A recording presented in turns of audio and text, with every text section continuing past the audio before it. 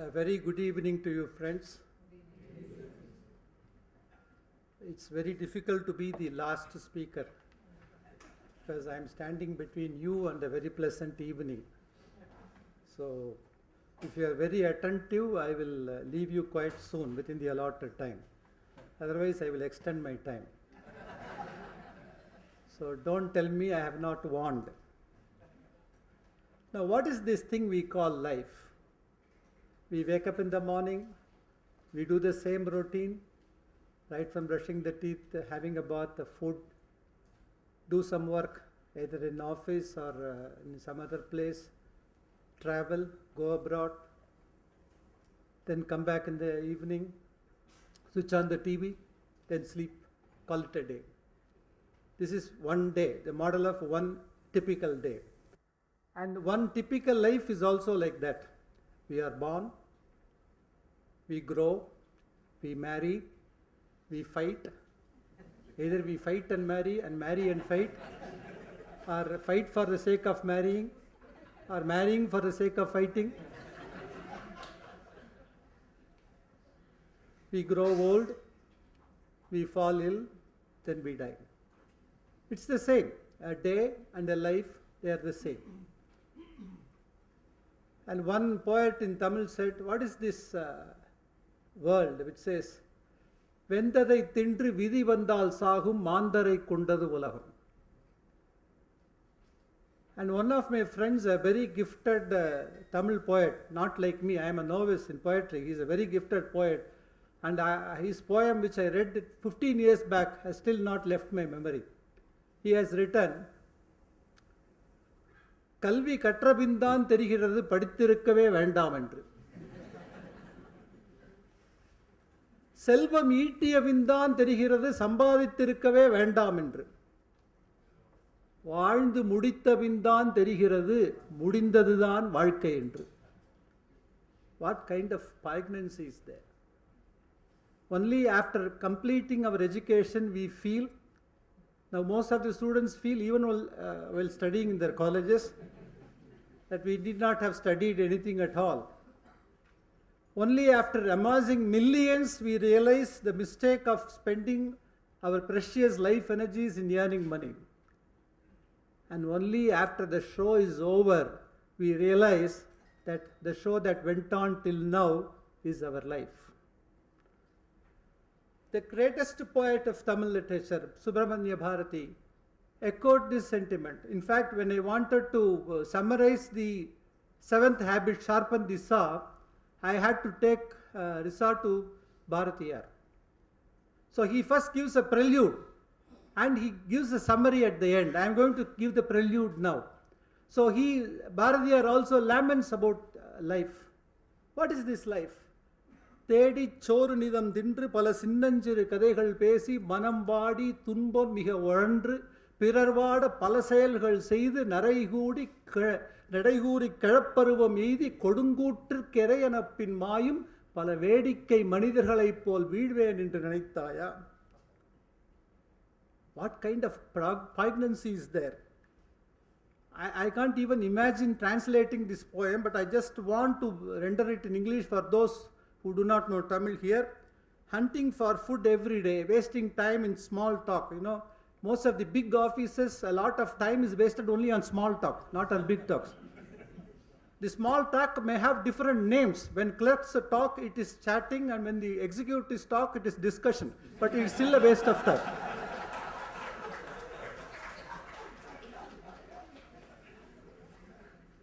Hunting for food every day, wasting time in small talks, hurting myself and indulging in acts to hurt others, growing old with graying hair.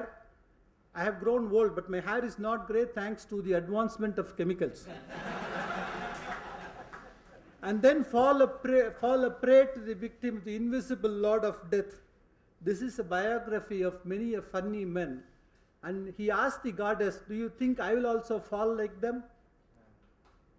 If you can feel the poignancy of this poem, well, ladies and gentlemen, you are most welcome to this session on the seventh habit listed in the book, The 7 Habits of Highly Effective People, Sharpen the Saw. If you feel this poem is boring, I'm sorry, I'll be even more boring. Now, how do I feel the need for sharpening the saw? I'll tell you a story. There was this very busy government department which was given the mandate to plant as many trees as possible. So they constituted a team of 3 people, A, B, and C. They had a very simple job description. A would go and dig a small pit, B would plant a sapling or a seed, then C would cover the pit.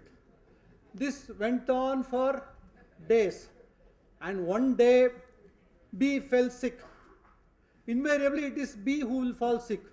Invariably in an office the most important person will fall sick, and the most important person will be the office boy who brings coffee and tea to you. Don't think it is the managing director, because if the managing director is absent for 3 months, nobody will notice. The office boy is late for 1 hour, the whole office will be agog with tension,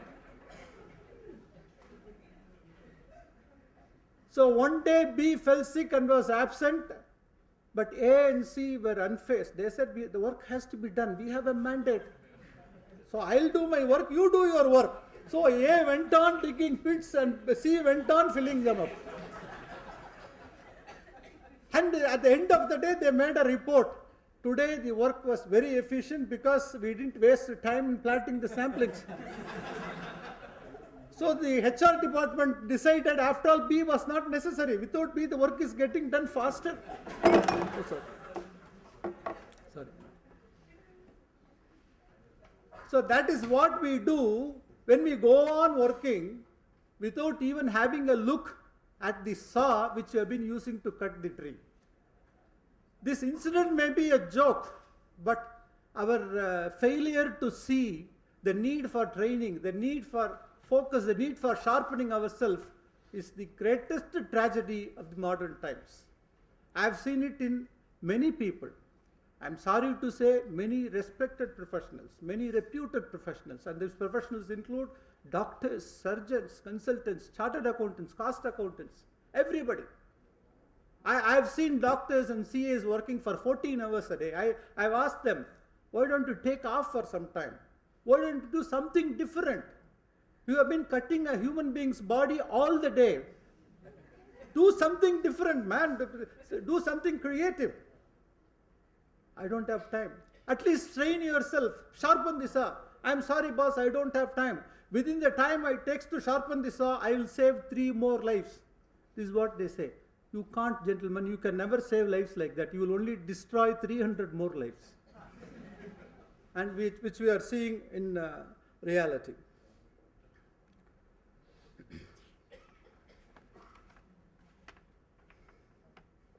When we get very extremely busy with the activities, what it happens is, we go back to Bharatiyar, we come back to Thedichor Nidam Tindru, Palasindanjir Kadehal Pesi, Manam Madi Tumbamiha Vadandu, Peravada Palasel will see. That's why we tend hurting each other.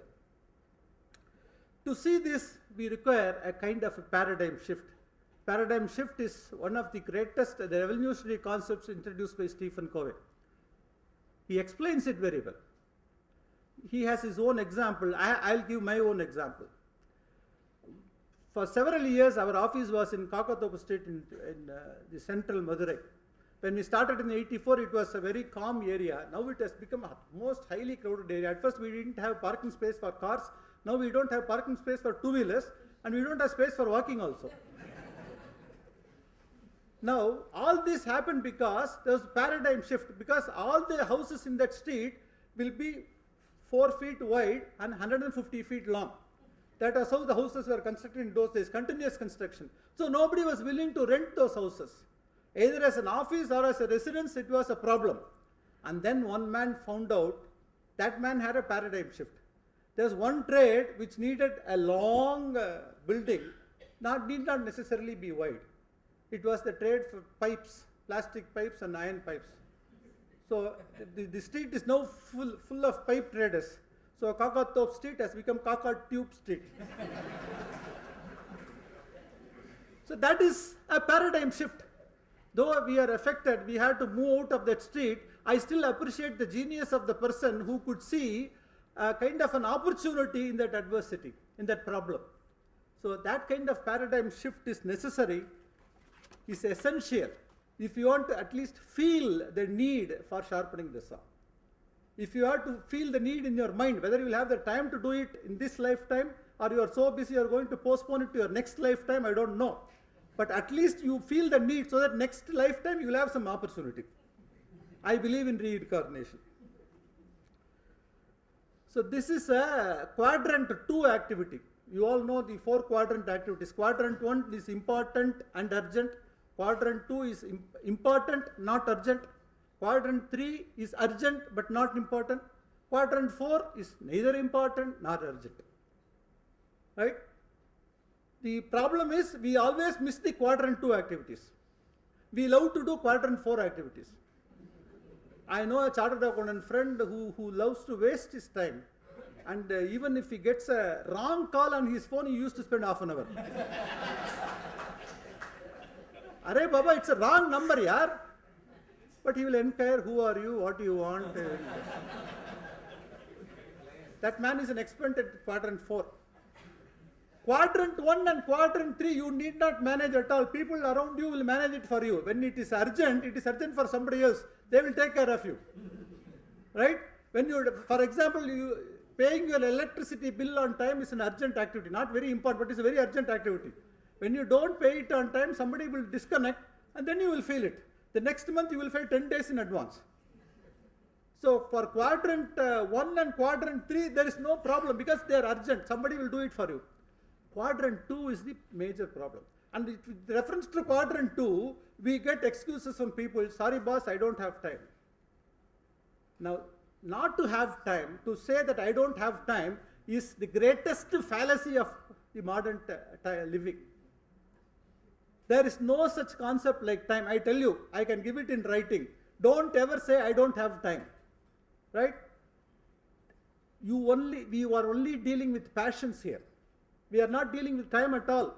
I was, when I started giving this training program, I was taking a session on time management. I used to say, keep your watch 10 minutes first, have a schedule for activities, a to-do list, have a scheduler, have an electronic schedule, all these things, PDA, all these things.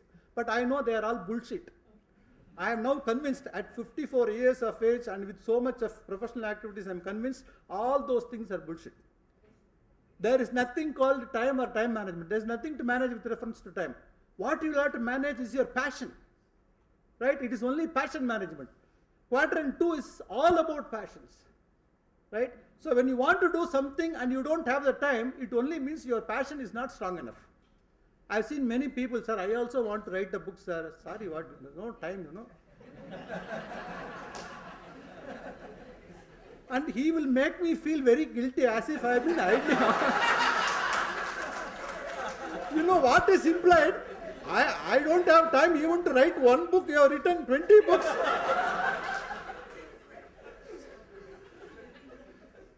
So I tell you, there are times where we have to have the tooth extended for a while. See, when I say sharpen the saw, people say do the same thing again and again, go for a training program. It's not like that. I'll tell you in my case, when I started practice in 1984, we were filing paper returns. We used to file a return for, the return would take about half a day to prepare. So many problems. India was the only country where it is more difficult to prepare a return of income than to earn the income. But this is 25 years, everything has changed now. Now you can do anything online. I have done online taxes for US SSCs. I find Indian system is the best now. Because we came the latest, we didn't go through all the earlier mistakes. So, most of the chartered accountants who are doing well are 75% computer engineers. I have seen computer engineer asking me, sir, this program doesn't work. You had the problem in your office. How did you manage? Can you tell me? I am in another office, the same problem is there. See, that is retoothing the saw. That is not just sharpening the saw. Take the case of doctors. Doctors would always have a stethoscope. That was their only instrument for so many years. Now, many doctors are now engineers now. The kind of equipments they handle, I am baffled. I was sitting with an endoscopy surgeon. I was simply baffled. He was taking out a small camera, putting it inside, checking it, and then the whole thing goes into the patient's mouth, and then it comes out safely. So that is retoothing the saw. So even that has to be done. So your job, your profession is getting wider day by day. It is getting refocused day by day. I still have some old members of a profession who refuse to come out of the paper return, and they are where they are. So what they do is they do everything, and they'll have to take the returns to some other office to file the returns. They have lost their professional touch. They have lost the saw itself. Sharpening doesn't arise at all.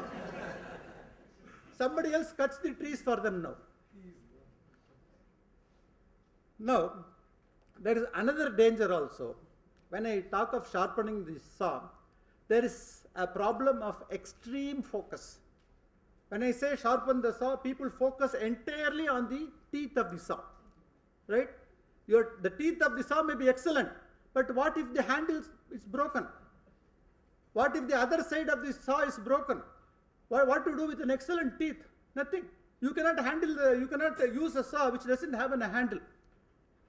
So there is now many professionals have this problem of extreme focus.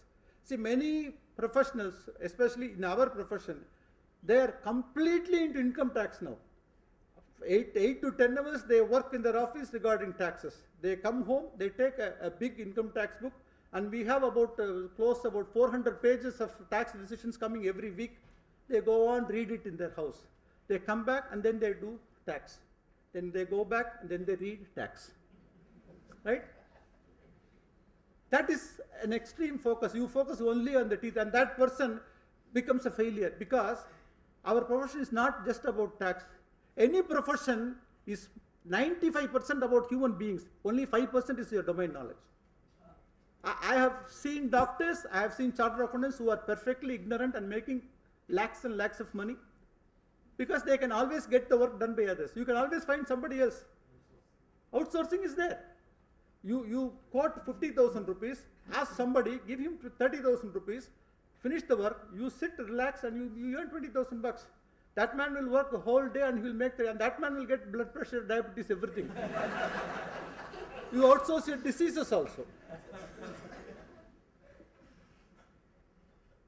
So, any profession, I tell you, whether you are a writer, a janitor, a doctor, a chartered accountant, lawyer, a judge, a collector, or even a prime minister, it is all about human relationship, not public relations, human relationship. In that way, Stephen Covey is the only motivation author who talks about a kind of balanced renewal. I will say it as the 4 dimensions of health. We always talk about the physical dimension, right?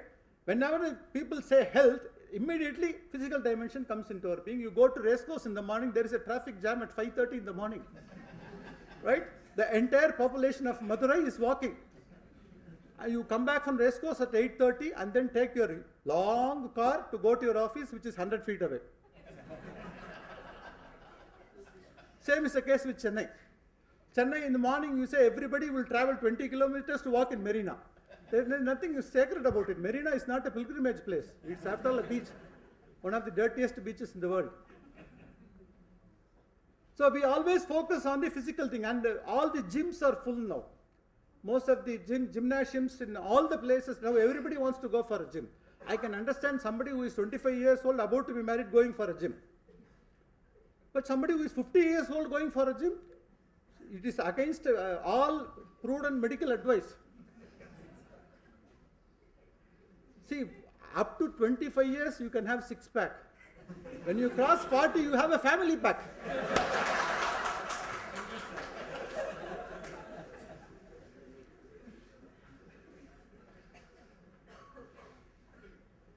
So there is one very beautiful point made by Stephen Covey, is that when you do a physical exercise, you get the maximum benefit at the last 15 or 20% of your limit. Suppose you can walk for 40 minutes in a day, you get the 80% of the benefit in the last 5 to 10 minutes.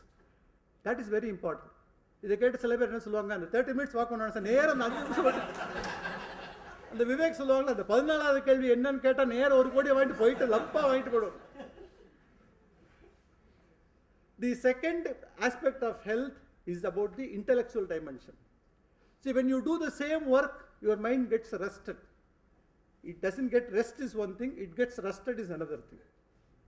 See, I'm very clever in filing the tax return. So when I do the same thing again and again, I become an expert there. But that is not expertise. So I need some exercise for the intellect also. So there Stephen Covey says you go read books and things like that. But I differ here. The best way to give exercise to the brain is solve some puzzles, discuss some problems. You have case studies, crossword puzzles, Sudoku puzzles. That gives exercise. Play a game of chess. Play a good game. That gives activity to the brain. The third most important aspect of health or sharpening the saw is the emotional or the social dimension. This is the most neglected dimension. I tell you, the modern generation, especially if there are any software engineers, please forgive me, I am not targeting you, but I have found in most of the software engineers, the emotion side is completely neglected. They are fully into technology, intellect, programming. If you tell them about a love story, I gave a book to a software engineer lady and she read few pages and gave it back to me. Sorry sir, I don't read this kind of books. I told her, this is not pornography, this is a love story. But who has time for all love and other things? These people suffer from a psychiatric ailment, which the psychiatrists have correctly termed it as alexithymia, inability to feel emotions. And if your emotion health is affected, the other health doesn't have a meaning at all.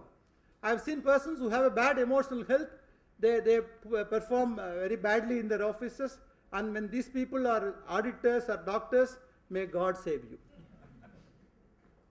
So that is the emotional dimension. And the best prescription for emotional dimension is, please come to our site. Please remember there is something called literature, right? Don't read about motivation books. Yes, Stephen Covey books, they are all very good. But read some good love stories. Read Kalki's Ponniyin Selvan. Read Nicholas Sparks' The Last Song, The Notebook. These things would revive the emotions in you. You should at least, my prescription is, as a consultant I tell you, you should cry for at least one time a day, and that is not because your wife or your husband bet you. Read something very touching, you shed tears of love, then you are taken care of emotional health. In fact, all my books have aimed only at this, because most of the books only makes you think.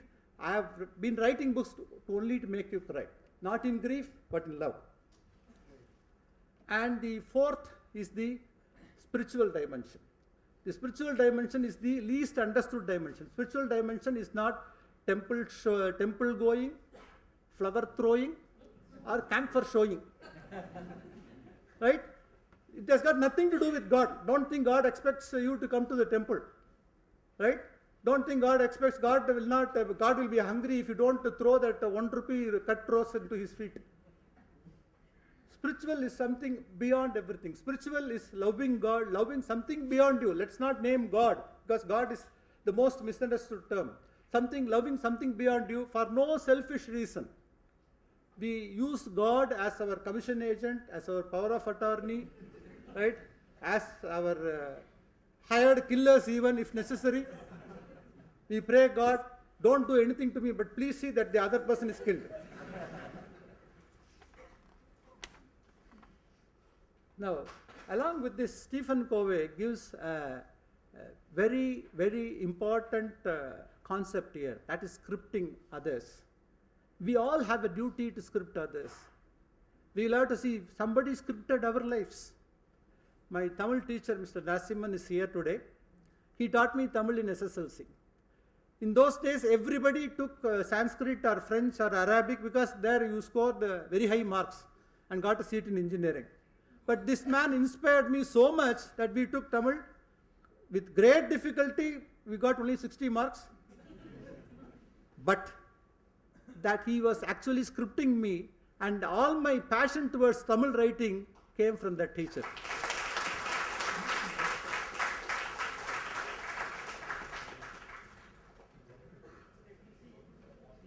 Will you please stand up, sir? They want to see you.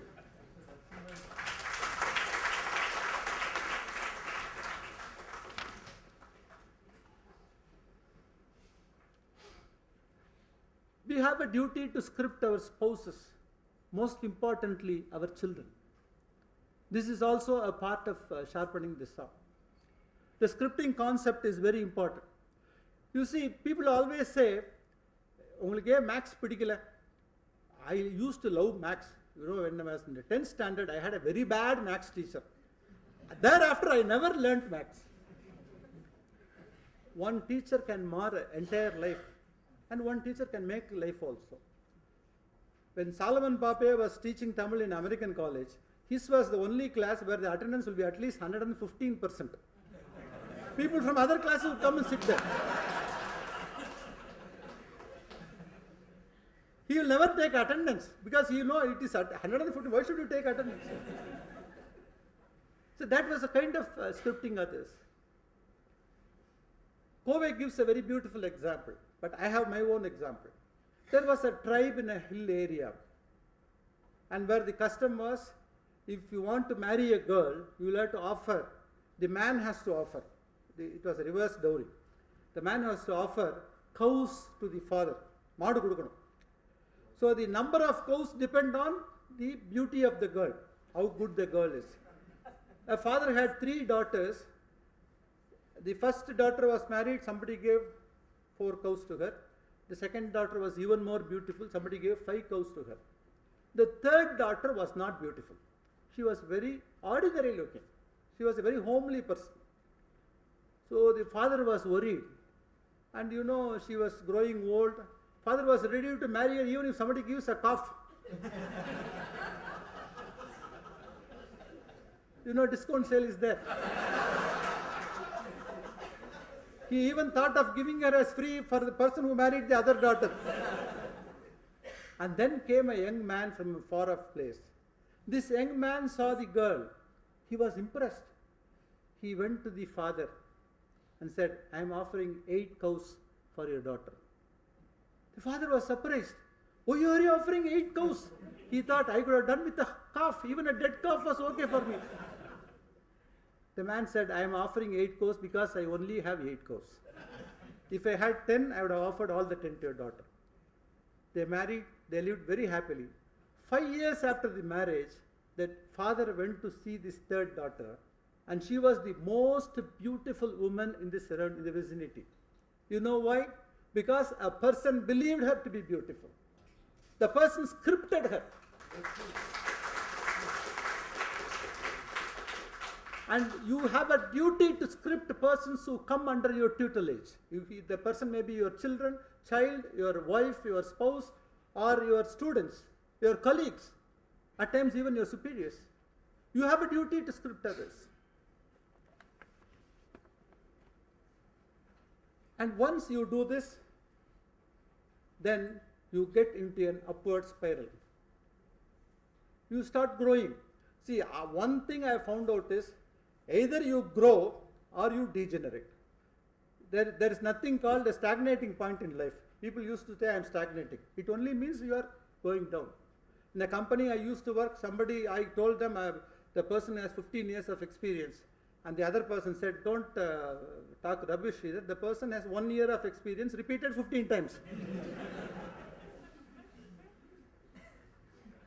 Person says, I've been a clerk for 30 years. No, he was not a clerk for 30 years. He was a clerk for the first 2 years.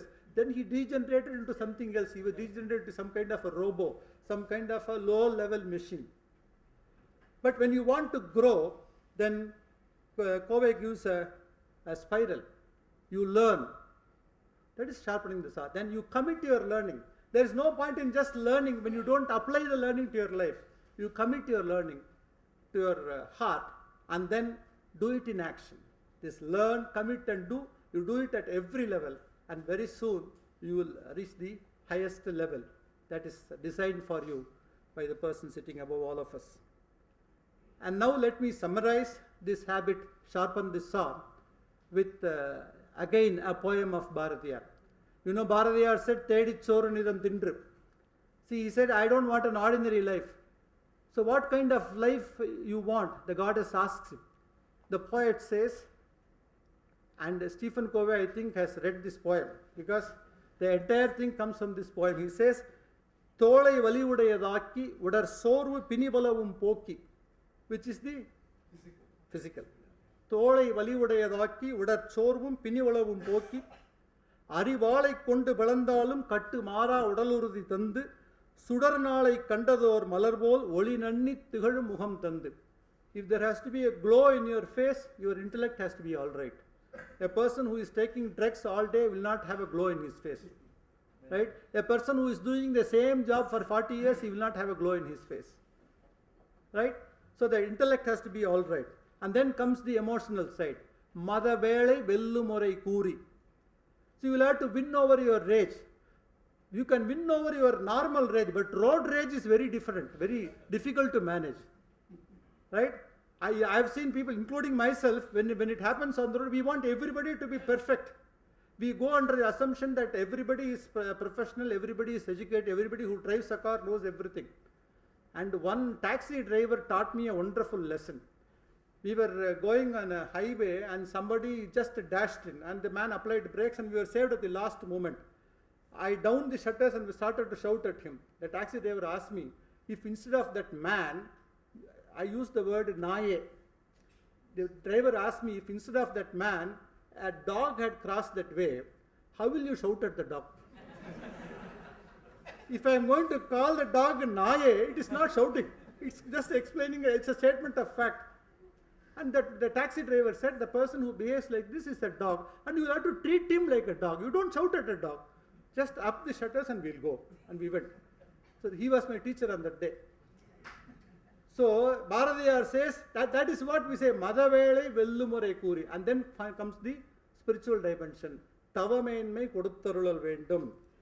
தோளை வலிவுடையதாக்கி உடற் சோர்வும் பிணிவலவும் போக்கி அறிவாளை கொண்டு வளர்ந்தாலும் கட்டுமாறா